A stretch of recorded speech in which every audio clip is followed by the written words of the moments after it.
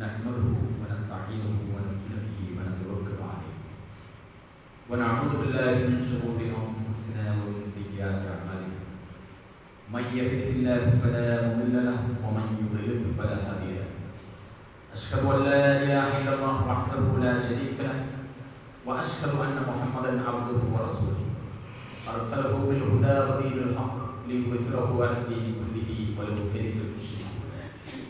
اللهم صل على محمد وعلى آل محمد كما صليت على إبراهيم وعلى آل إبراهيم.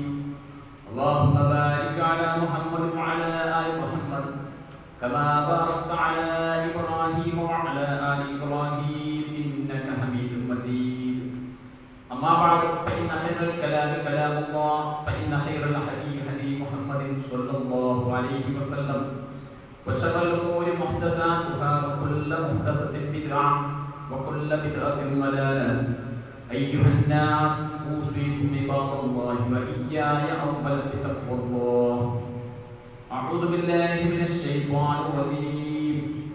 بسم الله الرحمن الرحيم. يا أيها الذين آمنوا اتقوا الله حق تقاته ولا تموتن إلا وأنتم مسلمون. بسم الله الرحمن الرحيم. يا أيها الذين آمنوا اتقوا الله ولتنظر نفس ما قدمت لغد واتقوا الله إن الله خبير بما تعملون. ബഹുമാന്യരായ സത്യവിശ്വാസികളെ വിശ്വാസികൾ, അള്ളാഹുവിൻ്റെ നിയമവിധികൾ ജീവിതത്തിൻ്റെ മുഴുവൻ മേഖലകളിലും സൂക്ഷിക്കണമെന്ന് എല്ലാവരെയും ഉണർത്തുകയാണ്. അള്ളാഹു നമുക്ക് നൽകിയ ഒട്ടേറെ അനുഗ്രഹങ്ങളിൽ മികച്ച ഒരു അനുഗ്രഹമാണ് സമയം എന്ന്. സാധാരണ നമ്മൾ കേട്ട് വന്ന ഒരു വാക്കാണ് ടൈം ഈസ് ഗോൾഡ്, സമയം സ്വർണ്ണമാണ്. പക്ഷെ അത് സമയത്തെ ചെറുതാക്കി കാണിക്കുകയാണ്. സ്വർണം വളരെ മൂല്യമുള്ള വിലപിടിപ്പുള്ള ഒരു വസ്തുവാണ് നമുക്ക് അറിയാം. പക്ഷേ സമയം അതിനേക്കാൾ മൂല്യമുള്ളതാണ്. സ്വർണത്തോടോ വെള്ളിയോടോ അല്ലെങ്കിൽ അതിനേക്കാൾ മൂല്യമുള്ള ഏതെങ്കിലും ലോഹങ്ങളോടോ അത് ഒരിക്കലും താരതമ്യം ചെയ്യപ്പെടില്ല. സമയത്തിൻ്റെ മൂല്യം വളരെ കൃത്യമായി വ്യക്തമായി ബോധമുള്ള ഒരു വ്യക്തിയെ സംബന്ധിച്ചിടത്തോളം അയാൾ ജീവിതത്തിൽ ഉന്നത തലങ്ങളിൽ എത്തിച്ചേരും. ഐഹിക ജീവിതത്തിലാകട്ടെ പാരിത്രിക ജീവിതവുമായി ബന്ധപ്പെട്ട കാര്യങ്ങളില്ല. നമുക്ക് നമ്മെക്കുറിച്ച് ആലോചിക്കുമ്പോൾ സമയത്തോട് എത്രമാത്രം പ്രതിബദ്ധത അത് വളരെ കൃത്യമായി ചെലവഴിക്കുന്നത്, നാം എത്രമാത്രം ശ്രദ്ധയുള്ളവരാണ് എന്നൊന്ന് ആലോചിച്ച് നോക്കൂ. നമ്മുടെ മുമ്പിൽ പുതിയ ഒരു വർഷം പിറക്കാൻ പോവുകയാണ്. നാം നമ്മുടെ ഭൗതികമായ കാര്യങ്ങൾ, നമ്മുടെ ഒഫീഷ്യലായി നമ്മുടെ കാര്യങ്ങളൊക്കെ നിർവഹിക്കുന്നത് ഇംഗ്ലീഷ് മാസത്തെ അടിസ്ഥാനമാക്കിയാണ്. ആ നിലക്ക് നമ്മുടെ ആയുസ്സിൽ നിന്ന് നാം കണക്കാക്കുന്ന ഒരു വർഷം പിന്നിടാൻ ഈ സന്ദർഭത്തിൽ കഴിഞ്ഞ ഒരു വർഷത്തെ കുറിച്ച് നാം വിലയിരുത്തുമ്പോൾ, ചിന്തിക്കുമ്പോൾ നമ്മുടെ ജീവിതം എത്രമാത്രം അർത്ഥവത്തായിരുന്നു, എത്രമാത്രം ഫലപ്രദമായിരുന്നു, എത്രമാത്രം നന്മകൾ കൊണ്ട് അത് മുഖരിതമാക്കാൻ സാധിച്ചിട്ടുണ്ട് എന്നത് നമ്മൾ ആലോചിച്ചു നോക്കൂ. ആ ആലോചനയിൽ നമുക്ക് ഗുണകരമായ രീതിയിൽ കഴിഞ്ഞ വർഷം നമ്മോടൊപ്പം ഉണ്ടായിട്ടുണ്ടെങ്കിൽ തീർച്ചയായും നമുക്ക് ചാരിതാർത്ഥ്യം ഉണ്ടാവേണ്ടതുണ്ട്. മറിച്ചാണെങ്കിൽ നാം കൂടുതൽ താല്പര്യത്തോടെ അതുപോലെ തന്നെ ഉത്സാഹത്തോടെ കർമ്മനിരതരായി നമ്മുടെ ഇഹലോകവും അതോടൊപ്പം തന്നെ ആത്യന്തിക ലക്ഷ്യമായ പാരിത്രിക ലോകവും കൂടുതൽ ധന്യമാക്കുവാൻ, കൂടുതൽ മികച്ചതാക്കുവാൻ നാം ശ്രമിക്കേണ്ടത്. അതിനെക്കുറിച്ചുള്ള കൃത്യമായ അവബോധം നമുക്ക് ഉണ്ടാവേണ്ടതുണ്ട്. വിശുദ്ധ ഖുർആൻ എടുത്ത് പരിശോധിക്കുമ്പോൾ സമയത്തിന്റെ പ്രാധാന്യത്തിലേക്ക് വിരൽ ചൂണ്ടുന്ന ഒരുപാട് കാര്യങ്ങൾ നമുക്ക് കാണാൻ കഴിയും. വിശുദ്ധ ഖുർആനിലെ ചില അധ്യായങ്ങൾ നമുക്കറിയാം. അൽ അസ്ർ, അൽ ലൈൽ, അൽ ഫജ്ർ, അൽ ദുഹ തുടങ്ങിയ പദങ്ങൾ കൊണ്ടൊക്കെ ആരംഭിക്കുന്നതായി കാണാൻ കഴിയും. 12ഓളം അധ്യായങ്ങൾ ഈ രീതിയിലുണ്ട്. കാലം, രാത്രി, പ്രഭാതം, മധ്യാഹ്നം തുടങ്ങിയ പദങ്ങൾ ഉപയോഗിച്ചുകൊണ്ടാണ് ഖുർആൻ സമയബോധത്തെ കുറിച്ച് നമ്മെ ചിന്തിപ്പിക്കുന്നത്. ഈ കാര്യങ്ങളൊക്കെ പലപ്പോഴും ശപഥം ചെയ്യുവാൻ, സത്യമായി പറയുവാൻ വേണ്ടിയാണ് വിശുദ്ധ ഖുർആൻ ഉപയോഗിക്കുന്നത് എങ്കിൽ കൂടി സമയത്തെക്കുറിച്ചുള്ള ചിന്താഗതി ഓരോ വിശ്വാസികളുടെയും മനസ്സുകളിൽ അങ്കുരിപ്പിക്കുവാൻ ഇത് ഉപയോഗിക്കപ്പെടുന്നുണ്ട് എന്ന് നാം തിരിച്ചറിയുന്നു. ഇതുപോലെ തന്നെ ഭൂമിയെക്കുറിച്ചും സൂര്യ ചന്ദ്ര നക്ഷത്രാദികളെ കുറിച്ചൊക്കെ പരാമർശിക്കുന്ന സന്ദർഭത്തിൽ വിശുദ്ധ ഖുർആൻ വളരെ കൃത്യമായി സമയത്തിലേക്ക് തന്നെ വിരൽ ചൂണ്ടിക്കൊണ്ട് അതിനെക്കുറിച്ച് പരാമർശിക്കുന്നുണ്ട്. സൂര്യ ചലനത്തെക്കുറിച്ച്, അതുപോലെ തന്നെ നക്ഷത്രങ്ങളും ചന്ദ്രൻ, ഇതൊക്കെ പറയുന്ന സന്ദർഭത്തിൽ എന്തിനാണ് ഇത് എന്ന് ചോദിക്കുമ്പോൾ അത് കണക്കുകൾ നോക്കുവാൻ വേണ്ടി, സമയം നിങ്ങൾക്ക് അറിയുവാൻ വേണ്ടി എന്ന രീതിയിൽ ഖുർആനിൽ പരാമർശം കാണുന്നുണ്ട്. ഇവിടെയൊക്കെ വിശ്വാസിന് സമയത്തിന്റെ ഒരു പ്രാധാന്യം യഥാർത്ഥത്തിൽ ബോധിപ്പിക്കുകയാണ്. ആ പ്രാധാന്യം എത്രമാത്രം നമ്മൾ ഏറ്റെടുത്തിട്ടുണ്ട് എന്ന് നാം ആലോചിക്കേണ്ടത്. ഇനി ഇസ്ലാമിലെ ആരാധനാക്രമങ്ങൾ എടുത്ത് പരിശോധിച്ച് നോക്കൂ. എല്ലാം നമ്മെ സംബന്ധിച്ചിടത്തോളം സമയം നമ്മെ ക്ലിപ്തപ്പെടുത്തുവാൻ, ബോധ്യപ്പെടുത്തുവാൻ വേണ്ടി ഖുർആൻ നിർദ്ദേശിക്കുന്ന കാര്യങ്ങളാണ്. നമസ്കാരം നമുക്ക് എല്ലാവർക്കും അറിയാം. ഒരു വിശ്വാസിയെ സംബന്ധിച്ചിടത്തോളം അവന്റെ ജീവിതത്തിൽ അനിവാര്യമായി ഉണ്ടാകേണ്ട ഏറ്റവും പ്രധാനപ്പെട്ട ഒരു ആരാധനാക്രമമാണ് നമസ്കാരം. ചില വളരെ പ്രധാനപ്പെട്ട ഭീതിജനകമായ അല്ലെങ്കിൽ യുദ്ധസമാനമായ സാഹചര്യങ്ങളിൽ പോലും നമസ്കാരം ഉപേക്ഷിക്കുവാൻ വിശ്വാസിക്ക് അനുവാദമുണ്ട്. യാത്രാവേളകളിലും മറ്റു നമസ്കാരത്തിന് അസൗകര്യം ഉണ്ടാകുമ്പോൾ ജമ്മുവും കസ്റൊക്കെ ആക്കി നമസ്കരിക്കുവാനുള്ള അനുവാദം നൽകിയിട്ടുണ്ട്. എന്നാൽ അത് വളരെ കൃത്യമായിരിക്കണം, സമയബന്ധിതമായിരിക്കണം. ഏതെങ്കിലും വ്യക്തിക്ക് തോന്നുമ്പോൾ അയാളുടെ സൗകര്യത്തിനനുസരിച്ച് അത് നിർവഹിക്കുവാൻ ഒരിക്കലും നിർവാഹമില്ല. നമുക്കറിയാമല്ലോ, പലപ്പോഴും നമസ്കാരത്തെ അത്ര ഗൗരവത്തോടു കൂടി കാണാത്ത ആളുകൾ എല്ലാ ഭക്തുകളും ഒന്നിച്ച് നമസ്കരിക്കുന്ന രീതിയുണ്ട്. ഖളാ എന്ന ഏർപ്പാട് നമുക്ക് കാണാൻ കഴിയും. പക്ഷേ ഹദീസുകൾ എടുത്ത് പരിശോധിക്കുമ്പോൾ, വിശുദ്ധ ഖുർആൻ സൂക്തങ്ങൾ എടുത്ത് പരിശോധിക്കുമ്പോൾ അത്തരത്തിലുള്ള ഖളാ എന്ന ഏർപ്പാട് നമ്മുടെ ഇസ്ലാമിലില്ല. ഓരോ നമസ്കാരത്തിനും ഓരോ സമയമുണ്ട്. ആ സമയബന്ധിതമായി തന്നെ അത് നിർവഹിക്കുവാൻ ഖുർആൻ ആഹ്വാനം ചെയ്യുന്നുണ്ട്. നമുക്ക് വിശുദ്ധ ഖുർആനിൽ സൂറത്തുൻ നിസായിൽ യുദ്ധവുമായി ബന്ധപ്പെട്ട കാര്യങ്ങൾ പരാമർശിക്കുന്ന സന്ദർഭത്തിൽ നമസ്കാരത്തെ കുറിച്ച് പറയുന്നുണ്ട്. അവിടെ പറയുന്നത്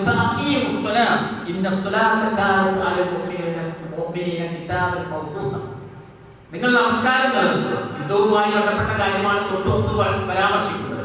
ആ യുദ്ധവേളയിൽ പോലും നിങ്ങൾ നമസ്കാരം ലംഘിച്ചുകൂടാ, അതിൽ ഉപേക്ഷ വരുത്തിക്കൂടാ, വീഴ്ച വരുത്തിക്കൂടാ. നിങ്ങൾ നമസ്കാരം വളരെ കൃത്യമായി നിർദ്ദേശിക്കുകയും അതുപോലെ തന്നെ ജീവിതത്തിൽ പുലർത്തുകയും ചെയ്യുക. തീർച്ചയായും നമസ്കാരം എന്നുള്ളത് വിശ്വാസികൾക്ക് സമയനിർണിതമായ, സമയബന്ധിതമായ ആരാധനാക്രമമാണ്.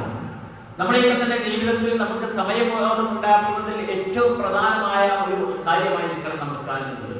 പലപ്പോഴും മുസ്ലിം സമുദായത്തെ സംബന്ധിച്ചിടത്തോളം അവരുടെ പല പ്രധാന ആരാധനാകർമ്മങ്ങളും ഈ രീതിയിൽ സമയബന്ധിതമാണെങ്കിൽ കൂടി ഭൗതികമായ നമ്മുടെ പല കാര്യങ്ങളും നടക്കുന്നത് വളരെ വൈകിയാകാം.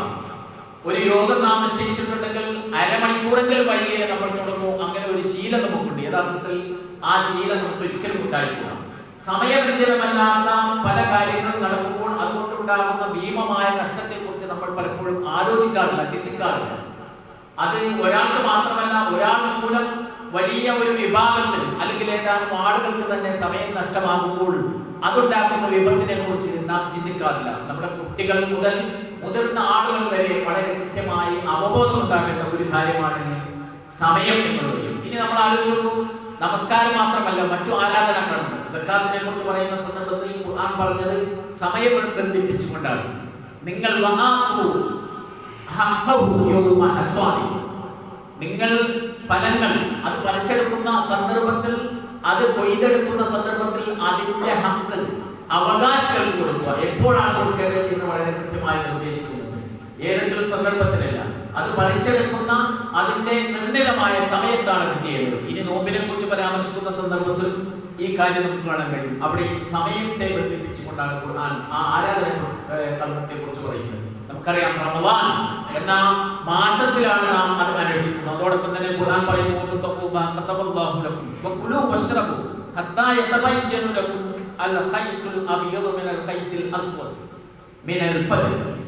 പ്രഭാതത്തിൽ കറുത്ത നൂൽ, വെളുത്ത നൂൽ എന്ന് വേർതിരിച്ചുകൊണ്ട് കറുത്ത നൂലിൽ നിന്ന് വെളുത്ത നൂൽ പ്രത്യക്ഷപ്പെടുന്ന സന്ദർഭം വരെ നിങ്ങൾ ഭക്ഷിച്ചു കൊള്ളുക. അതുപോലെ തന്നെ പിന്നീട് നിങ്ങൾ ആ നോമ്പ് പൂർത്തീകരിക്കുക. നമ്മുടെ സമയബന്ധിതമാണ്. ഏതെങ്കിലും സന്ദർഭത്തിൽ അയാൾക്ക് തോന്നുന്ന സന്ദർഭത്തിൽ ഭക്ഷണം കഴിച്ചുകൊണ്ട് ഇനി മുതൽ ഞാൻ നോമ്പുകാരനാണ് എന്ന് പറയുവാൻ അവകാശമില്ല. അത് ഇങ്ങനെയുള്ള ആരാധനാകർമ്മങ്ങൾക്ക് എടുത്തു പരിശോധിക്കുമ്പോൾ ഈ കാര്യം നമുക്ക് ബോധ്യപ്പെടുന്നതാണ്. ഹജ്ജിനെ കുറിച്ച് പരാമർശിച്ചപ്പോൾ ഇതേ കാര്യം തന്നെ വിശുദ്ധ ഖുർആൻ സൂചിപ്പിച്ചിട്ടുണ്ട്. അൽ ഹജ്ജു അശ്ഹുറുൻ മഅലൂമ. ഹജ്ജ് എന്നുള്ളത് നിർണിതമായ സമയബന്ധിതമായ ചില മാസങ്ങളിൽ നടക്കേണ്ടതാണ്. ദുൽഹജ്ജ് മാസത്തിൽ നടക്കുന്ന ആ ആരാധനാകർമ്മങ്ങൾ നാം അനുഷ്ഠിക്കേണ്ട അറഫയും അതിനോടനുബന്ധിച്ചുള്ള മറ്റു ദിവസങ്ങളിലൊക്കെ ആ ദിവസം തന്നെ നാം ആചരിക്കേണ്ടത്. അതിനുശേഷം നാം എത്ര തവണ തവാഫ് നടത്തിയാലും ആ തവാഫിന് ആ സമയത്ത് നടത്തുന്ന തവാഫിന്റെ പുണ്യം ഒരിക്കലും ലഭിക്കുകയില്ല എന്നുള്ളതാണ്. ഇവിടെയൊക്കെ തന്നെ വളരെ കൃത്യമായി നമുക്ക് മനസ്സിലാക്കാൻ സാധിക്കുന്നത് നമ്മുടെ ജീവിതം ടൈം ബൗണ്ടഡ് ആയിരിക്കണം എന്നുള്ളതാണ്. ഏതെങ്കിലും ഒരു സന്ദർഭത്തിലല്ല ഇത്തരം കാര്യങ്ങൾ നിർവഹിക്കേണ്ടത്, അത് സമയബന്ധിതമായി നാം നിർവഹിച്ചിരിക്കണം. വിശ്വാസികൾ എന്ന നിലയ്ക്ക് ഇത് നമുക്ക് ബോധ്യപ്പെടേണ്ട കാര്യമാണ്. നോക്കൂ, മഹാനായ പ്രവാചകൻ സല്ലല്ലാഹു അലൈഹി വസല്ലം വളരെ കൃത്യമായി നമ്മെ ബോധിപ്പിക്കുകയുണ്ടായി ഒരു ഹദീസിലൂടെ. ആ ഹദീസ് ഇപ്രകാരമാണ്: ലാ തസൂലു ഖദമ അബ്ദിൻ യൗമൽ ഖിയാമ ഹത്താ യുസ്അല അൻ അർബഇ. 4 കാര്യങ്ങളെക്കുറിച്ച് ചോദ്യം ചെയ്യപ്പെടാതെ ഒരാളുടെ പോലും പാദങ്ങൾ മുന്നോട്ട് ഗമിക്കുവാൻ നാളെ പാരത്രിക ലോകത്ത് സാധ്യമല്ല. അതിൽ ഒന്ന് അവന്റെ ആയുസ്സിനെ കുറിച്ചാണ്, അതുപോലെ തന്നെ യുവത്വത്തെ കുറിച്ചാണ്. ആയുസ് എന്ന് പറഞ്ഞാൽ സമയമാണല്ലോ, നാം ജീവിച്ചിരിക്കുന്ന കാലം അത്രയുമാണ്. ആ ആയുസ് നമ്മൾ ഏത് രീതിയിൽ ചെലവഴിച്ചു എന്നാണ് അതിൽ കാണാൻ കഴിയും. അവന്റെ ആയുസ് എന്തിലാണ് അവൻ നശിപ്പിച്ചത്, എന്തിലാണ് അവൻ ചെലവഴിച്ചത്. അതുപോലെ തന്നെ ഏത് നിലക്കാണ് അവന്റെ യുവത്വം അവൻ ചെലവഴിച്ചത്. ഈ കാര്യത്തെ കുറിച്ച് ചോദിക്കപ്പെടാതെ ഒരാൾക്ക് പോലും മുന്നോട്ട് ചരിക്കുക സാധ്യമല്ല എന്ന് പറയുമ്പോൾ അതിന്റെ ഗൗരവം നാം മനസ്സിലാക്കേണ്ടത്. ആ ഗൗരവത്തിൽ സമയബന്ധിതമായി കാര്യങ്ങൾ നിർവഹിക്കുവാൻ നമുക്ക് സാധിച്ചിട്ടുണ്ടോ എന്ന് ആലോചിക്കുമ്പോൾ പലപ്പോഴും നമ്മുടെ തന്നെ കാര്യങ്ങളിൽ പലതരത്തിലുള്ള വീഴ്ചകൾ സംഭവിക്കുന്നതായി കാണാൻ കഴിയും. മുൻഗാമികളായ ആളുകളെ സംബന്ധിച്ചിടത്തോളം മുസ്ലിം സമുദായത്തിൽ തന്നെ വളരെ വലിയ പുരോഗതി ഉണ്ടായ ഇസ്ലാമിന്റെ സുവർണ കാലഘട്ടം എന്നറിയപ്പെടുന്ന സാഹചര്യങ്ങളിലൊക്കെ തന്നെ മുസ്ലിങ്ങൾ വളരെ കൃത്യമായി സമയബോധമുള്ള ആളുകളായിരുന്നു. ആ സമയത്തിൽ അധിഷ്ഠിതമായി കാര്യങ്ങൾ നിർവഹിക്കുന്നതിൽ അതീവ ജാഗ്രത അവർക്കുണ്ടായി. ഇന്ന് നമ്മൾ ആലോചിച്ചപ്പോൾ പലപ്പോഴും നമ്മൾ മാതൃകയാക്കുന്നത് യൂറോപ്യൻ അവരുടെ കാര്യങ്ങൾക്ക് കണിശമായ സമയനിഷ്ഠയുള്ള ആളുകളാണ്. പല യൂറോപ്യൻ രാജ്യങ്ങളിലൂടെയും സന്ദർശിക്കുമ്പോൾ ഒരു ടാക്സിക്കാരനെ നമ്മൾ വിളിച്ച് ഏൽപ്പിച്ചാൽ ഒരു സമയം നിശ്ചയിച്ചിട്ടുണ്ടെങ്കിൽ അതിന്റെ 5-10 മിനിറ്റ് തന്നെ അയാൾ അവിടെ കൃത്യമായി എത്തിയിരിക്കും എന്ന് അവിടെ യാത്ര ചെയ്ത ചില ആളുകൾ അനുഭവങ്ങൾ പറയാറുണ്ട്. പലപ്പോഴും നമ്മൾ മലയാളികളുടെ ശീലമനുസരിച്ച് വരാൻ വൈകുമല്ലോ എന്ന ചിന്ത മൂലം ഒരുങ്ങി തയ്യാറായി ചെല്ലുമ്പോഴേക്കും അയാൾ വന്ന് കുറേ സമയമായിട്ടുണ്ടാവും എന്നുള്ളത്. അതുപോലെ തന്നെ അവിടുത്തെ ചില ഫംഗ്ഷനുകളൊക്കെ എടുത്ത് പരിശോധിക്കുമ്പോൾ വളരെ സമയം ക്ലിപ്തമായിരിക്കും. ആ സമയത്ത് അത് ആരംഭിച്ചു. അത്തരത്തിലുള്ള ശീലമാണ് അവരെ വലിയ പുരോഗമനത്തിലേക്ക് നയിക്കുന്നതിൽ പ്രധാന പങ്ക് വഹിക്കുന്ന കാര്യം. പലപ്പോഴും നമ്മുടെ പല കാര്യങ്ങളും പലപ്പോഴും വീഴ്ച വരും. ഈ അടുത്ത് ലോകാടിസ്ഥാനത്തിൽ തന്നെ മുസ്ലിങ്ങൾ സമ്മേളിച്ച ലോകരാഷ്ട്രങ്ങളുടെ പ്രധാനപ്പെട്ട ചില ആളുകൾ പങ്കെടുത്ത ഒരു പരിപാടിയെ കുറിച്ച് ഒരാൾ പറഞ്ഞത് 9 മണിക്കൂർ വൈകിയാണ് ആ പരിപാടി ആരംഭിച്ചത്. നമ്മൾ ആലോചിച്ചു, നമ്മുടെ നാട്ടിൽ ട്രെയിൻ സമയം അനൗൺസ് ചെയ്യുന്നത് പോലെ ഒരിക്കലും നമ്മുടെ ജീവിതമായി കൂടാ. സമയത്തിന്റെ വില വളരെ കൃത്യമായി നാം മനസ്സിലാക്കണം. ജീവിതത്തിന്റെ ചില പ്രത്യേക സാഹചര്യത്തിൽ അത് ചിലപ്പോൾ നമുക്ക് ബോധ്യപ്പെടും. നാം ഒരു യാത്രക്കൊരുങ്ങി റെയിൽവേ സ്റ്റേഷനിൽ ചെല്ലുമ്പോൾ നമ്മൾ ടിക്കറ്റ് എടുത്ത് പുറത്തു വരുമ്പോൾ ആ ട്രെയിനിങ്ങനെ മൂവ് ചെയ്തുകൊണ്ടിരിക്കുകയാണെങ്കിൽ ആ നിമിഷത്തിന്റെ വില ചിലപ്പോൾ നമുക്ക് ബോധ്യപ്പെടും. ഒരു ഒളിമ്പിക്സിൽ പങ്കെടുത്തുകൊണ്ടിരിക്കുന്ന ഒരു ഓട്ടക്കാരൻ ഒരു സെക്കൻഡിന്റെ ഫ്രാക്ഷൻ ഓഫ് സെക്കൻഡ് അത്രയായിരിക്കും ഒരാൾ മുന്നിലെത്തുവാൻ എടുക്കുന്ന സമയം. അവിടെ ആ ഫ്രാക്ഷൻ അയാൾക്ക് ബോധ്യപ്പെടും എന്തുമാത്രം വിലയാണ് അതിനുള്ളത്. അങ്ങനെ സമയത്തിന് ഓരോ നിമിഷത്തിലും അതിൻ്റെതായ പ്രാധാന്യമുണ്ട്. ഇങ്ങനെ പങ്കെടുക്കുമ്പോൾ മാത്രമല്ല, അല്ലെങ്കിൽ ഇങ്ങനെ കാണുമ്പോൾ മാത്രമല്ല, നമ്മുടെ ജീവിതത്തിന്റെ ഓരോ നിമിഷവും ഇങ്ങനെ നിർമ്മാണാത്മകമാകാൻ ഇത്ര കണിശതയോടുകൂടി കൊണ്ടു നടക്കുവാൻ നമുക്ക് സാധിക്കുക എന്നുള്ളത് വളരെ വലിയ ഒരു കാര്യമായി നാം എടുക്കേണ്ടതുണ്ട്. അങ്ങനെ ആവേണ്ടതുണ്ട്. അങ്ങനെ ആവുമ്പോൾ മാത്രമാണ് നമുക്ക് വിജയമുണ്ടാകും. സമയത്തെക്കുറിച്ച് അതിന്റെ ചെലവഴിക്കലിനെ കുറിച്ച് ലോക പ്രശസ്തമായ The 7 Habits of Highly Effective People എന്ന ഒരു പുസ്തകത്തിൽ സ്റ്റീഫൻ ആർ കോവി എന്ന ഒരു ജർമ്മൻ പണ്ഡിതൻ പറയുന്നത് 4 രീതിയിലാണ് മനുഷ്യർ സമയം ചെലവഴിക്കുന്നത്. അതിൽ ഒന്നാമതായി അർജന്റ് ആൻഡ് ഇമ്പോർട്ടന്റ്. ചില കാര്യങ്ങൾ വളരെ പ്രധാനപ്പെട്ടതായിരിക്കും, അതോടൊപ്പം തന്നെ അത് വളരെ അർജന്റായി വളരെ വേഗത്തിൽ ചെയ്തു തീർക്കേണ്ടതായിരിക്കും. രണ്ടാമതായി അദ്ദേഹം പറയുന്നത് ഇമ്പോർട്ടന്റ് നോട്ട് അർജന്റ്. വളരെ പ്രധാനമാണ്, പക്ഷേ അത് അർജന്റ് അല്ല. മൂന്നാമതാണ് അദ്ദേഹം പറയുന്നത് അർജന്റ് നോട്ട് ഇമ്പോർട്ടന്റ്, വളരെ പെട്ടെന്ന് ചെയ്തു തീർക്കേണ്ടതാണ്, പക്ഷേ അത് ഇമ്പോർട്ടന്റ് അല്ല. അതോടൊപ്പം തന്നെ നാലാമതായി അദ്ദേഹം പറയുന്നത് നോട്ട് ഇമ്പോർട്ടന്റ് നോട്ട് അർജന്റ്, അർജന്റുമല്ല പ്രാധാന്യമുള്ളത്. ഈ 4 കാര്യങ്ങളെ കുറിച്ച് നമ്മൾ ആലോചിച്ചപ്പോൾ നമ്മുടെ ജീവിതം ഏത് രീതിയിലാണ്? അർജന്റാണ്, ഇമ്പോർട്ടന്റ് ആണ്. ചില സന്ദർഭത്തിൽ ഉദാഹരണത്തിന് നമ്മുടെ ഈ റോഡരികൾ, നമ്മൾ പള്ളിയിൽ നിന്ന് പുറത്തിറങ്ങുമ്പോൾ പെട്ടെന്ന് ഒരു ആക്സിഡന്റ് ആവുന്നു, ഒരാളുടെ ജീവൻ അപകടത്തിലാണ്. അവിടെ നമുക്ക് ആലോചിച്ച് നിൽക്കാൻ സമയമില്ല, അത് ഇമ്പോർട്ടന്റ് ആണ് അയാളുടെ ജീവിതം രക്ഷിക്കുക എന്നത്. അതോടൊപ്പം തന്നെ ഒരുപാട് സമയം ചിന്തിച്ചു നിൽക്കാൻ സമയമില്ല, വളരെ പെട്ടെന്ന് തന്നെ അയാളെ തൊട്ടടുത്ത ഹോസ്പിറ്റലിൽ എത്തിക്കേണ്ടതുണ്ട്. ഇങ്ങനെയുള്ള കാര്യങ്ങൾ വളരെ വേഗത്തിൽ നമ്മൾ ചെയ്തിട്ടുണ്ട്. എന്നാൽ രണ്ടാമത്തെ കാര്യം ഇമ്പോർട്ടന്റ് ആണ്, അർജന്റ് ആണ്. നമ്മുടെ ജീവിതത്തിൽ വളരെ പ്രധാനപ്പെട്ട ഒരു കാര്യമാണ്. അത് ഉണ്ടാകാതിരുന്നാൽ നമുക്ക് വലിയ നഷ്ടമുണ്ടാകും. അത് എന്നാൽ വളരെ പെട്ടെന്ന് ചെയ്ത് തീർക്കേണ്ട കാര്യമല്ല. മൂന്നാമതായി അർജന്റാണ്, ചില സന്ദർഭത്തിൽ വളരെ പെട്ടെന്ന് ചെയ്തു തീർക്കേണ്ട കാര്യമായിരിക്കും, എന്നാൽ അത് അത്ര ഇമ്പോർട്ടന്റ് ആയിരിക്കില്ല. അത്തരം കാര്യങ്ങൾ ചിലപ്പോൾ നമുക്ക് മറ്റുള്ളവരെ ഏൽപ്പിക്കാൻ കഴിയും. ഒരു ഓഫീസിലെ അഡ്മിനിസ്ട്രേഷനുമായി ബന്ധപ്പെട്ട കാര്യമാണെങ്കിൽ ആ അഡ്മിനിസ്ട്രേറ്റർക്ക്, അവർക്ക് ഏറ്റവും പ്രധാനപ്പെട്ട വ്യക്തിക്ക് അയാൾ തന്നെ അത് ചെയ്തു തീർക്കണമെന്നില്ല, മറ്റൊരാളെ കൊണ്ട് അത് ചെയ്തു തീർക്കാം. ചില ഫോൺ കോളുകൾ മറ്റൊക്കെ നമുക്ക് അതിന് ഉദാഹരണമായി എടുക്കാം. എന്നാൽ മനുഷ്യരിൽ ഭൂരിപക്ഷം ആളുകളും സമയം ചെലവഴിക്കുന്നത് ഇത് ലാസ്റ്റ് പറഞ്ഞ അവസാനം പറഞ്ഞ കാര്യത്തിലാണ്. അതെന്താണ്? Note urgent note important. നമ്മുടെയൊക്കെ മൊബൈലുകളിൽ നമ്മളിങ്ങനെ തോണ്ടിക്കൊണ്ടിരിക്കുന്നത്, സമയം ചെലവഴിച്ചു കൊണ്ടിരിക്കുന്നത്, സോഷ്യൽ മീഡിയയിൽ ഒന്നിനു പുറകെ ഒന്നായി റീൽസുകളും മറ്റും ആസ്വദിച്ചു കൊണ്ടിരിക്കുന്നത് ഇമ്പോർട്ടന്റ് അല്ല. നമുക്കറിയാം, അത് കണ്ടില്ല എന്ന് വെച്ച് നമുക്കൊന്നും സംഭവിക്കാൻ പോകുന്നത്. അതുപോലെ തന്നെ അത് വളരെ പെട്ടെന്ന് ചെയ്ത് തീർക്കേണ്ട കാര്യമല്ല. ചില സന്ദർഭങ്ങളിൽ നമ്മുടെ കുട്ടികൾ, അവരെ സംബന്ധിച്ചിടത്തോളം വളരെ കൃത്യമായി ചെയ്തു തീർക്കേണ്ട ഒരുപാട് കാര്യങ്ങളുണ്ട്. പക്ഷേ ആ കാര്യങ്ങൾക്ക് വില കൊടുക്കാതെ, അതിന് വേണ്ടത്ര അവബോധമില്ലാതെ, സമയം ചെലവഴിക്കാതെ ഈ അനാവശ്യമായ അല്ലെങ്കിൽ സമയം വെറുതെ കളയുന്ന ഏർപ്പാടിൽ അവർ മുഴുകിക്കൊണ്ടിരിക്കുന്നു. എത്രമാത്രം നഷ്ടമാണ് അവരെ സംബന്ധിച്ചിടത്തോളം അത് ഉണ്ടാകുന്നത്.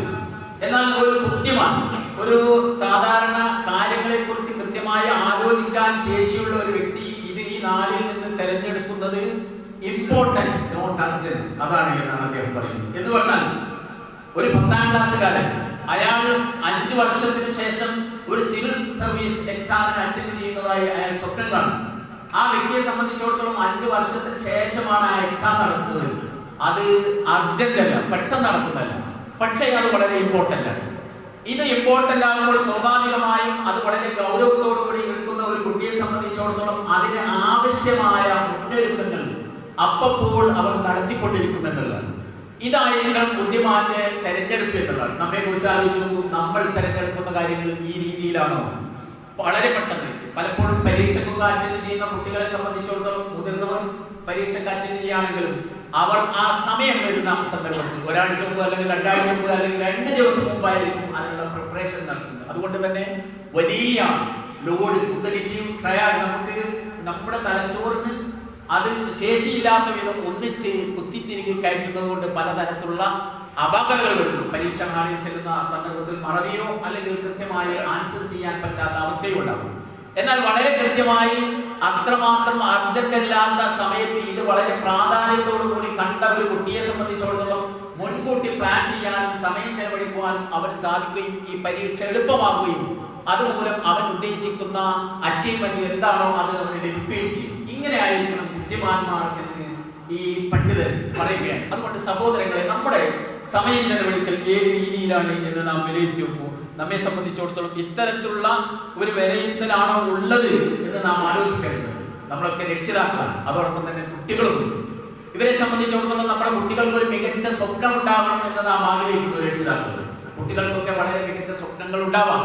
തീർച്ചയായും അത്തരത്തിലുള്ള സ്വപ്നങ്ങളാണ് ഉന്നതകളിൽ എത്തിക്കുന്നത്. ആ സ്വപ്നങ്ങളെ കുറിച്ച് ചിന്തിക്കുന്ന സന്ദർഭത്തിൽ നമ്മുടെ ഈ സ്വപ്നങ്ങൾ എത്രമാത്രം യാഥാർത്ഥ്യമാകും എന്നതിനെ കുറിച്ച് ആലോചിക്കാറില്ല പലപ്പോഴും. ഒരു മനുഷ്യനെ സംബന്ധിച്ചിടത്തോളം എന്തും സ്വപ്നം കാണാം. ഒരാൾക്ക് എവറസ്റ്റ് കീഴടക്കുന്നതും അതിന്റെ മുകളിൽ കയറി കൈവീശി ഓടുന്നവർക്ക് സ്വപ്നം കാണാം. അല്ലെങ്കിൽ ഒരാൾക്ക് ഒളിമ്പിക്സിൽ 100 മീറ്റർ അത് സെക്കൻഡ് കൊണ്ട് ഓടി താൻ മുന്നിലെത്തുന്നത് സ്വപ്നം കാണാം. പക്ഷേ അത് അച്ചീവ് ചെയ്യാൻ കഴിയുന്നതാണോ എന്ന ചിന്ത പലപ്പോഴും നമുക്ക് ഉണ്ടായിക്കൊണ്ടിരിക്കില്ല. പലപ്പോഴും സ്വപ്നങ്ങൾ നമുക്ക് കരകയറാൻ പറ്റാത്ത അല്ലെങ്കിൽ നമ്മുടെ കഴിവിനും ശേഷിക്കും യോജിക്കാത്തതാണെങ്കിൽ അതുകൊണ്ട് പ്രത്യേകമായ ഗുണമൊന്നുമില്ല. സ്വപ്നം എപ്പോഴും അത് ലക്ഷ്യം, കൃത്യമായ ലക്ഷ്യമുള്ളതായിരിക്കും. ലക്ഷ്യവും സ്വപ്നവും വ്യത്യാസമുണ്ട്. സ്വപ്നം എന്ന് പറഞ്ഞാൽ അതിന് അതിരുകളില്ല, എന്തുമാവാം. ലക്ഷ്യം എന്ന് പറഞ്ഞാൽ അത് വളരെ കൃത്യമായ ടൈം ബൗണ്ടാണ്. അതിന് ഒരു നിശ്ചിത കാലം നിശ്ചയിക്കുന്നു. ഒരു വർഷമാണെങ്കിൽ ആ വർഷത്തിൽ അവിടെ ഏത് രീതിയിലായിരിക്കും ഞാൻ ഉണ്ടാവേണ്ടത് എന്ന മുൻകൂട്ടി പ്ലാൻ ആ വ്യക്തിക്കുണ്ടാവും. അതിൽ ഓരോ ദിവസവും ഏത് രീതിയിൽ വർക്ക് ചെയ്യണമെന്നുള്ള വളരെ കൃത്യമായ വർക്ക് പ്ലാനും അയാൾക്കുണ്ടായിരിക്കും. അങ്ങനെ ആകുമ്പോൾ മാത്രമാണ് ആ സ്വപ്നം നേടിയെടുക്കുവാൻ നമുക്ക് സാധിക്കുന്നത്. അങ്ങനെ നമ്മുടെ കുട്ടികളിലൊക്കെ തന്നെ അത്തരത്തിൽ നേടിയെടുക്കാൻ പറ്റാവുന്ന സ്വപ്നങ്ങൾ, അതിന് വളരെ കൃത്യമായി ടൈം മാനേജ്മെന്റുമായി ബന്ധപ്പെട്ട ആളുകൾ പറയുന്നത് SWOT എന്ന് പറഞ്ഞ ഒരു പദം വെച്ചുകൊണ്ടാണ്. എസ് എന്ന് പറഞ്ഞാൽ ഒരു വ്യക്തിയുടെ സ്ട്രെങ്ത്, അതോടൊപ്പം തന്നെ അയാളുടെ വീക്ക്നെസ്, അയാളുടെ ഓപ്പർച്യൂണിറ്റീസ്, അതിൽ വരാവുന്ന ത്രെഡ്സ്, ഭീഷണികൾ, ഇത് വളരെ കൃത്യമായി മനസ്സിലാക്കിക്കൊണ്ടായിരിക്കണം ഒരാൾ ഒരു സ്വപ്നം കാണേണ്ടത്, ലക്ഷ്യം വെക്കേണ്ടത്. ഒരു വ്യക്തിയെ സംബന്ധിച്ചിടത്തോളം ശാരീരിക ക്ഷമത തീരെ ഇല്ലാത്ത ഒരാൾക്ക് പോലീസാകണം എന്ന സ്വപ്നം കാണുന്നതിൽ അത് വ്യർത്ഥമാണ്. അത് അയാളുടെ ഒരു വീക്ക്നെസ് ആണ്. അയാൾക്ക് ചിലപ്പോൾ മാനസികമായ സ്ട്രെങ്ത് ഉണ്ടാകും, പക്ഷേ ശാരീരിക ക്ഷമത ഇല്ലെങ്കിൽ അത് നടന്നോളണമെന്നില്ല.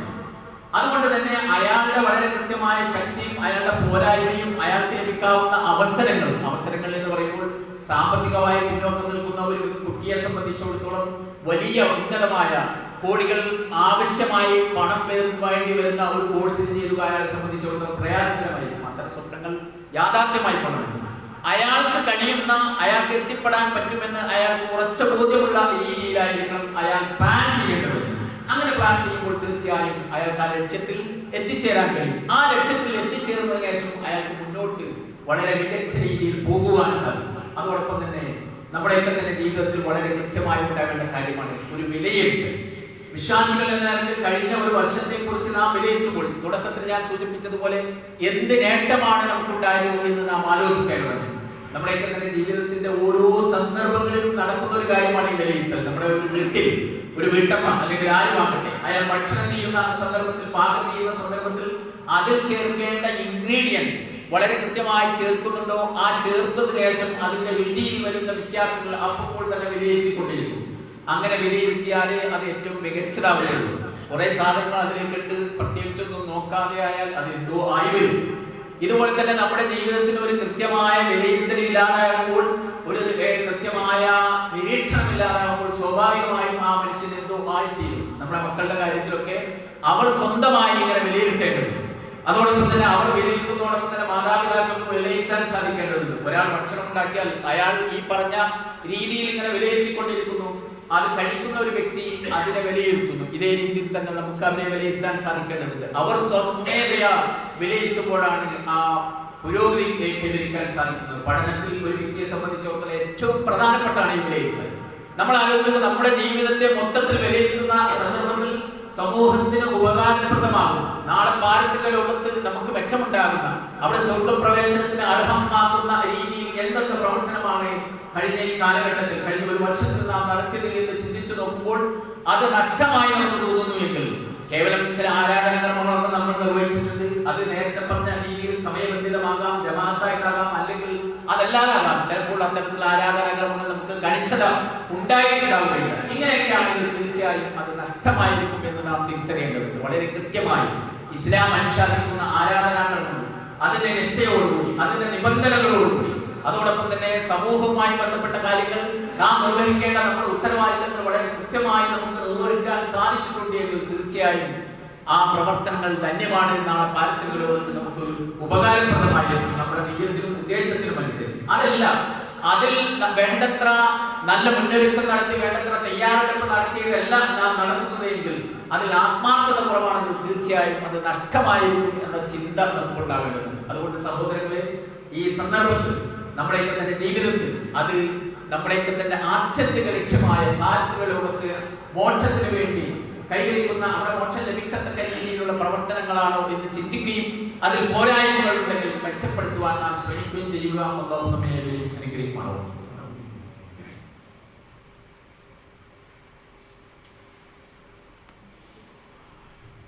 അൽഹംദുലില്ലാഹി അല്ലദീ ഹദാനാ ലിഹാദാ വമാ കുന്നാ ലിനഹ്തദിയ ലൗലാ അൻ ഹദാനാ.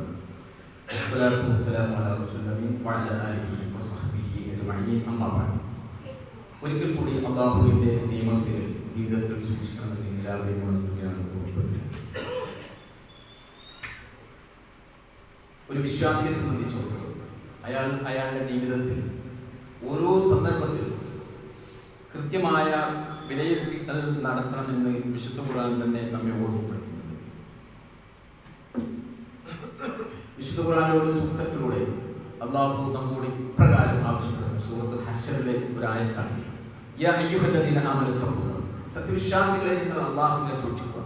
വൽ തൻദുർ നഫ്സുൻ മാ ഖദ്ദമത് ലിഗദിൻ, നാളേക്ക് വേണ്ടി ഓരോ ആത്മാവും എന്ത് മുന്നൊരുക്കമാണ് ചെയ്തു വെച്ചിട്ടുള്ളത് എന്ന് ആ ആത്മാവ് നോക്കിക്കൊള്ളട്ടെ. വത്തഖുല്ലാഹ്, നിങ്ങൾ അല്ലാഹുവിനെ സൂക്ഷിക്കുക. ഇന്നല്ലാഹ ഖബീറുൻ ബിമാ തഅമലൂൻ, അല്ലാഹു നിങ്ങൾ പ്രവർത്തിക്കുന്നതിനെക്കുറിച്ച് വളരെ സൂക്ഷ്മമായി അറിയുന്നവനാണ്. ഇവിടെ വൽ തൻദുർ നഫ്സുൻ മാ ഖദ്ദമത് ലിഗദിൻ, നാളേക്ക് വേണ്ടി എന്ത് മുന്നൊരുക്കം ചെയ്തു വെച്ചിട്ടുണ്ട് എന്ന് ഓരോ ആത്മാവും പരിശോധിച്ചുകൊള്ളട്ടെ. നമ്മൾ നോക്കും, നമ്മുടെ മരണം ഏത് സന്ദർഭത്തിലാണ് എന്ന് നമുക്ക് മുൻകൂട്ടി പ്രവചിക്കാൻ സാധ്യമല്ല. നമുക്ക് എല്ലാവർക്കും അറിയാവുന്നതാണ്. നമ്മളെല്ലാം എപ്പോഴും കേട്ടുകൊണ്ടിരിക്കുന്ന ഒരു ആയത്താണ്. അല്ലാഹു ഒരു ആത്മാവിന് അതിന്റെ അവധിയെത്തിയാൽ ഒരു നിമിഷാന്തം പോലും അതിനെ ബന്ധിക്കുകയില്ല. മരണം വളരെ കൃത്യമായി അത് നടന്നിരുന്നു. നമ്മെ ഏത് സന്ദർഭത്തിൽ എവിടെ വെച്ച് മരിക്കണമെന്ന് അല്ലാഹു തീരുമാനിച്ചിട്ടുണ്ടോ ആ സമയത്ത് നാം അവിടെ എത്തിയിരിക്കുന്നു. നമ്മെ മരണം പിടികൂടിയിരിക്കും. അതിന് ഒരു പിന്താങ്ങലും ഉണ്ടാവുകയില്ല എന്നതാണ്. എന്നാൽ നമ്മൾ ആലോചിച്ചപ്പോൾ ആ മരണം നമ്മളിലേക്ക് വരുന്നതിന് മുമ്പ് നന്മയിൽ അധിഷ്ഠിതമായ പ്രവർത്തനങ്ങൾ കാഴ്ചവെക്കുന്നതിൽ നാം വിജയിക്കുന്നുണ്ടോ? അതിന് ഇനിയും സമയമുണ്ട് എന്നാണ് നാം ചിന്തിക്കുന്നത്. പലപ്പോഴും ആളുകളെ സംബന്ധിച്ചിടത്തോളം മരണം ഏത് സന്ദർഭത്തിൽ വരാം നമുക്കറിയാം. നമ്മുടെ ബഹുമാന്യനായ അബൂബക്കർ സാഹിബ്, നമ്മുടെ മസ്ജിദുർ റഹ്മാൻ അതിന്റെ പ്രസിഡന്റ് കഴിഞ്ഞ ദിവസം മരണപ്പെട്ടു പോവുകയുണ്ടായി. അദ്ദേഹത്തിന് പെട്ടെന്നാണ് അദ്ദേഹത്തിന് അസുഖം ഉണ്ടാകുകയും മരണപ്പെടുകയും ചെയ്യും. ഇങ്ങനെ ഏത് സന്ദർഭത്തിലും മരണം നമുക്കൊക്കെ വരാവുന്നതാണ്. അത് ആ സമയത്ത് വളരെ കൃത്യമായി സംഭവിച്ചുകൊണ്ട്, അതുകൊണ്ട് എനിക്ക് സമയമുണ്ട് ഇനിയും എന്ന ചിന്തയിൽ മുന്നോട്ട് പോകുന്ന ഒരു വ്യക്തിയെ സംബന്ധിച്ചിടത്തോളം അത് ബുദ്ധിശൂന്യതയാണ്. അവിടെ നമ്മെ സംബന്ധിച്ചിടത്തോളം മുൻകാലങ്ങളിലൊക്കെ പലപ്പോഴും മരണം എന്നുള്ളത് പ്രായമായ ആളുകളെ പിടികൂടുന്ന ഒരു പ്രതിഭാസമായി ചിന്തിച്ചിരുന്നു. എന്നാൽ നമ്മൾ ആലോചിച്ചു, ഇന്ന് നമ്മുടെ കൂട്ടത്തിൽ നിന്ന് മരണപ്പെടുന്നത് അല്ലെങ്കിൽ മാരകമായ രോഗങ്ങൾക്ക് അടിമപ്പെടുന്നത് പ്രായമായവർക്ക് മാത്രമല്ല. പ്രായമായവർക്ക് ശാരീരിക ക്ഷമത കുറയുന്നതനുസരിച്ച് അത്തരത്തിലുള്ള രോഗങ്ങൾ ഉണ്ടായേക്കാം. പക്ഷേ കുട്ടികൾക്ക് വരെ മാരകമായ രോഗങ്ങൾ വരുന്നു. അവർ തൽക്ഷണം കുഴഞ്ഞു വീണ് മരണപ്പെടുന്നു, അല്ലെങ്കിൽ അപകടങ്ങളിൽ മരണപ്പെടുന്നു. ഏത് സന്ദർഭത്തിലും ആ മരണം നമ്മളിലേക്ക് എത്തിപ്പെടാം. മരണം ആസ്വദിക്കാതെ ഒരു ആത്മാവ് മുന്നോട്ട് പോയില്ല. എല്ലാ ആത്മാവും മരണത്തെ രുചിക്കുക തന്നെ ചെയ്യും എന്ന് വിശുദ്ധ ഖുർആൻ പറയുന്നു. അതുകൊണ്ട് സഹോദരങ്ങളെ, ആ മരണം നമ്മളിലേക്ക് വരുന്നതിന് മുമ്പ് സമയത്തെ ബുദ്ധിപൂർവ്വം ഉപയോഗിക്കുവാൻ എന്ന് പറഞ്ഞാൽ ഒരു വിശ്വാസിയെ സംബന്ധിച്ചിടത്തോളം നാളെ പാരത്രിക ലോകത്തെ മോക്ഷം ലഭിക്കത്തക്ക രീതിയിൽ അതിനെ ഉപയോഗപ്പെടുത്തുക എന്നതാണ്. ദുനിയാവ് നമ്മുടെ മുമ്പിൽ ഈ ലോകം എന്നുള്ളത് നാളെ പാരത്രിക ലോകത്തിലുള്ള ഒരു കൃഷിയിടമാണ്. ഒരു കൃഷിയിടത്തിൽ ഒരു വ്യക്തി ഏത് രീതിയിലാണോ അതിൽ കൃഷി ഇറക്കുന്നത്, ഏത് രീതിയിലാണ് ആ കൃഷിയെ സംരക്ഷിക്കുകയും അതിനെ ഫലപുഷ്ടിക്ക് ആവശ്യമായ വളങ്ങളും മറ്റും നൽകുകയും ചെയ്യുന്നത്, അതിനനുസരിച്ചാണ് അവിടെ വിളവ് ലഭിക്കുന്നത്. ഈ ലോകത്ത് സമയം നാം ഏത് രീതിയിൽ ഉപയോഗിക്കുന്നു, നമുക്ക് ഒരുപാട് അവസരങ്ങളുണ്ട്. ആ അവസരങ്ങൾ ഫലപ്രദമായ ഉപയോഗിക്കുന്നതിലൂടെയാണ് നമുക്ക് അവിടെ രക്ഷ ലഭിക്കുന്നത്. അതുകൊണ്ട് നമ്മൾ നമ്മെ ഓരോ സമയത്തും വിലയിരുത്തിക്കൊണ്ടിരിക്കുക. നാളെ പാരത്രിക ലോകത്തെ ജീവിതത്തിന് വേണ്ടി എന്ത് മുന്നൊരുക്കമാണ് നാം നടത്തിയിട്ടുള്ളത് എന്ന ചിന്ത നമുക്കുണ്ടാവേണ്ടത്. ജീവിതത്തിന്റെ അന്ത്യയാമങ്ങളിൽ പോലും ഇനി തനിക്ക് കൂടുതൽ കാലം ജീവിക്കാൻ അവസരമില്ല എന്ന് തോന്നുന്ന സന്ദർഭത്തിൽ പോലും വിശ്വാസികളായ ആളുകൾ കർമ്മനിരതരായിരുന്നു. മഹാനായ അബൂ ദർദാ റളിയല്ലാഹു അൻഹു പ്രായാധിക്യം ചെന്നു. അദ്ദേഹത്തിന് എഴുന്നേറ്റ് നടക്കാൻ പറ്റാത്ത ഒരവസ്ഥയുണ്ടായ സന്ദർഭത്തിൽ അദ്ദേഹം ഒരു ചെടി നട്ടുകൊണ്ടിരിക്കുകയായിരുന്നു. കണ്ട ആൾ ചോദിച്ചു, താങ്കൾക്ക് കൂടുതൽ കാലം ഇനി ജീവിതമില്ലല്ലോ, താങ്കൾ എന്തിനീ പ്രയാസപ്പെടുന്നു? അദ്ദേഹം പറഞ്ഞത്, ഇതിന്റെ ഫലം, ഇതിൽ ഈ വൃക്ഷത്തിലൂടെ ഉണ്ടാകുന്ന ഫലം പിൻഗാമികൾക്കാണ്, ഇതിൽ നിന്നുള്ള പ്രതിഫലം എനിക്കുള്ളതാണ് എന്ന് പറഞ്ഞാൽ ആ ചെയ്യുന്ന നന്മക്കുള്ള പ്രതിഫലം അല്ലാഹു എനിക്ക് നൽകും. അത് വളർന്നു വലുതായി അതിലുണ്ടായ കായ്കനികൾ അത് പിൻഗാമികൾക്കുള്ളതാണ്. ഇവിടെ ഇന്ന് നാം ആസ്വദിച്ചുകൊണ്ടിരിക്കുന്ന പല കാര്യങ്ങളും നമ്മളിലൂടെ ഉണ്ടായതല്ലോ, മുൻഗാമികളായ ആളുകൾ ഉണ്ടാക്കിയതാണ്. അത് വൃക്ഷങ്ങളാകട്ടെ, കെട്ടിടങ്ങളാകട്ടെ, നാം അനുഭവിച്ചിരിക്കുന്ന സമ്പത്താകട്ടെ പലപ്പോഴും അനന്തരാവകാശമായി നമുക്ക് ലഭിച്ചതാകാം. അപൂർവമാണ് നമ്മളാൽ ഉണ്ടാക്കപ്പെട്ടത്. അതുകൊണ്ട് തന്നെ ആ കർമ്മഫലം നമുക്ക് ലഭിക്കത്തക്ക രീതിയിൽ നാം കൂടുതൽ കർമ്മങ്ങൾ ആവേശത്തോടെ പ്രതിഫലേച്ഛയോടുകൂടി ചെയ്തുകൊണ്ടിരിക്കുക. അങ്ങനെ ആകുമ്പോൾ മാത്രമാണ് നമ്മുടെ പാരത്രിക ലോകം അവിടെ മോക്ഷം ലഭിക്കുന്നത്. അതോടൊപ്പം തന്നെ ഇഹലോകത്ത് നമുക്ക് പുരോഗതി ഉണ്ടാകുന്നു. അലസത, മടി, അത് പലപ്പോഴും നമ്മുടെ ജീവിതത്തെ തകർക്കുന്നതാണ്. ആ വലിയ ലക്ഷ്യത്തിന് നമുക്ക് ഡിസ്ട്രാക്ഷൻസ് ഇഷ്ടം പോലെ ഉണ്ടാകും. അതിന് തടസ്സങ്ങൾ ഉണ്ടാകുന്ന ഒരുപാട് കാര്യങ്ങളുണ്ടാകും. ഭൗതിക ലോകത്തിൽ പല താല്പര്യങ്ങളും നമ്മെ അങ്ങോട്ടും ഇങ്ങോട്ടും പിടിച്ചു വലിച്ചുകൊണ്ടിരിക്കും. ഒരു കുട്ടിയെ സംബന്ധിച്ചിടത്തോളം നേരത്തെ നാം സൂചിപ്പിച്ച രീതിയിൽ അവന് വളരെ ലക്ഷ്യം വെച്ച് മുന്നോട്ട് പോകുന്ന സന്ദർഭത്തിൽ തന്നെ ആ ലക്ഷ്യത്തിൽ നിന്ന് അവനെ അകറ്റുന്ന ഒരുപാട് തരത്തിലുള്ള വസ്തുക്കൾ, കാര്യങ്ങൾ അവനുണ്ടാകാം. അവന്റെ മുന്നിലൂടെ വന്നുകൊണ്ടിരിക്കാം. അതിലേക്കൊക്കെ ശ്രദ്ധ വെച്ച് വളരെ പരമപ്രധാനമായ അവൻ ലക്ഷ്യം വെച്ച ആ കാര്യം നേടിയെടുക്കുന്നതിൽ അവൻ പരാജയപ്പെടുന്നത് പോലെ നമ്മുടെയൊക്കെ തന്നെ ജീവിതത്തിൽ വളരെ വലിയ ആത്യന്തികമായ ഒരു ലക്ഷ്യമുണ്ട്. ആ ലക്ഷ്യത്തിൽ നമ്മെ പരാജയപ്പെടുത്തുന്ന കാര്യങ്ങളിലാണ് നമുക്ക് ശ്രദ്ധയെങ്കിൽ തീർച്ചയായും നാം തകർക്കപ്പെട്ട അല്ലെങ്കിൽ തകർന്ന ആളുകളുടെ കൂട്ടത്തിലായി ആ ബോധത്തോടുകൂടി നാം ജീവിക്കുക. അടുത്ത ഒരു വർഷം കൂടുതൽ നന്മയോടുകൂടി അള്ളാഹുലേക്ക് കൂടുതൽ അടുക്കുവാൻ, നാം മരണത്തിലേക്ക് കൂടുതൽ അടുക്കുന്നത് പോലെ തന്നെ അള്ളാഹുലേക്ക് കൂടുതൽ അടുക്കുവാനുള്ള അവസരമാണ്. ആ അവസരത്തെ പൂർണ്ണമായി ഉപയോഗപ്പെടുത്തുവാനുള്ള ഒരു പ്രതിജ്ഞയോടുകൂടി നാം ഈ പള്ളിയിൽ നിന്നിറങ്ങുക. അത് നമ്മുടെ ജീവിതത്തിൽ മുഴുവൻ നന്മ മുഖരിതമാക്കുവാൻ നാം ശ്രമിക്കുക. നമ്മിൽ നിന്ന് മരണപ്പെട്ടു പോയ ബഹുമാന്യ വ്യക്തി അബൂബക്കർ സാഹിബ്, അദ്ദേഹത്തിന് അല്ലാഹു അദ്ദേഹത്തിന്റെ പാരത്രികലോകവും കൂടുതൽ സൗഖ്യവും സന്തോഷവുമുള്ള ജന്നാത്തുൽ ഫിർദൗസ് കൊണ്ട് അനുഗ്രഹിക്കപ്പെടുന്ന ആളുകളിൽ അദ്ദേഹത്തെ അല്ലാഹു ഉൾപ്പെടുത്തി അനുഗ്രഹിക്കുമാറാകട്ടെ. നമ്മളിൽ നിന്ന് മരണപ്പെട്ടു പോയ നമ്മുടെ ബന്ധുമിത്രാളുകൾക്കും മറ്റും അതുപോലെ തന്നെ നമ്മുടെ സുഹൃത്തുക്കൾക്കും അല്ലാഹു മഗ്ഫിറത്തും റഹ്മത്തും നൽകി അനുഗ്രഹിക്കുമാറാകട്ടെ. വിവിധങ്ങളായ രോഗങ്ങൾ കൊണ്ട് കഷ്ടപ്പെടുന്ന ആളുകൾക്ക് അല്ലാഹു ശിഫ നൽകി അനുഗ്രഹിക്കുമാറാകട്ടെ. നമ്മുടെ നല്ലതായ ഉദ്ദേശങ്ങൾ അല്ലാഹു എത്രയും പെട്ടെന്ന് സഫലീകരിച്ച് നൽകുമാറാകട്ടെ.